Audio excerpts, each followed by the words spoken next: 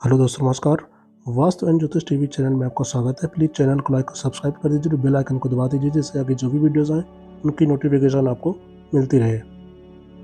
Video में आगे बढ़ने से पहले मैं आपको बोलना चाहूँगा कि अगर आपको कुंडली से रिलेटेड कुछ भी जानकारी चाहिए तो आप मुझसे एस्ट्रोटैगो ऐप में जाकर बातें चैट कर सकते हैं। डिस्क्रिप्शन में आपको लिंक दी हुई है।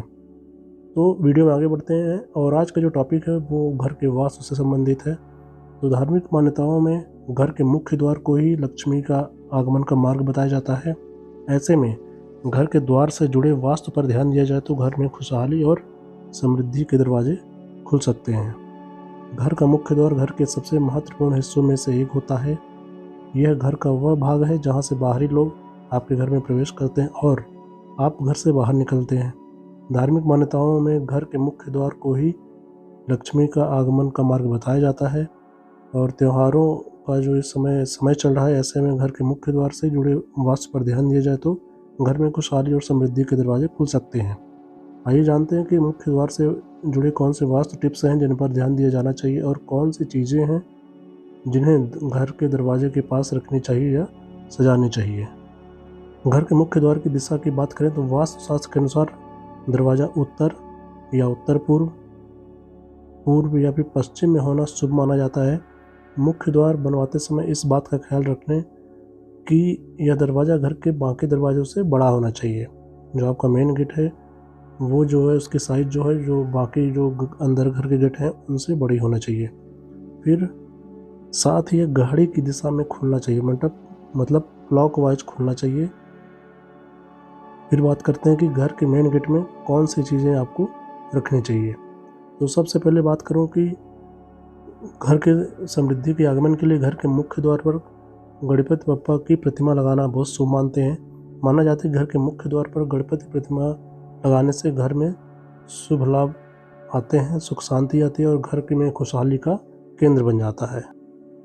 फिर बात करें दूसरी चीज़ की तो मुख्य द्वार पर माँ लक्ष्मी के पद चिन्ह भी छापे जा सकते हैं या फिर सुंदर कागज पर उकेरे गए पद चिन्ह भी दरवाजे पर टांगे जा सकते हैं।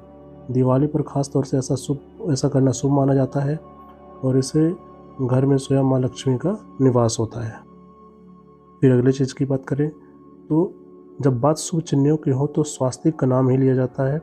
ऐसा इसलिए क्योंकि पूजा पाठ में भी स्वास्तिक बनाया जाता है और यह चिन्ह वास्तु दोष को दूर करने में सहायक है। खास तौर से लाल रंग से बने स्वास्तिक को बहुत ही शुभ माना जाता है, तो घर के मेन गेट में स्वास्तिक का चिन्ह जरूर बनाएं।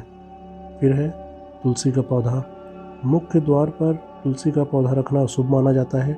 इस पौधे को इसके औषधीय गुणों के लिए तो जाना ही जाता है, लेकिन धार्मिक मान्यताओं में इसका कई गुना ज़्यादा है। तुलसी को भगवान विष्णु का प्रिय माना जाता है और इसके चलते द्वार पर तुलसी रखने से माँ लक्ष्मी जी भी प्रसन्न होती हैं। इसके अलावा तुलसी का पौधा सकारात्मकता का भी प्रतीक होता है। फिर अगली चीज़ की बात करें तो वो है मंगल कलश। रोजाना घर के मुख्य द्वार पर जल से भरा मंगल कलश रखना मुश्किल हो सकता है, लेकिन त्योहारों में ऐसा किया जा सकता है। खासकर दिवाली पर घर के मुख्य द्वार पर जल से भरा हुआ मंगल कलश रखना शुभ माना जाता है। यह नकारात्मक ऊर्जा को घर से बाहर रखता है। तो ये थी वो चीज़ें जिन्हें आप घर के बाहर करें तो एक बहुत अच्छा शुभ संयोग होगा। आई होप आपको वीडियो अच्छी लगी होगी। सो प्लीज़ चैनल को लाइक और सब्सक्राइब कर दीजिएगा। अगले वीडियो में फिर मिलते हैं किसी नए टॉपिक के साथ। धन्यवाद।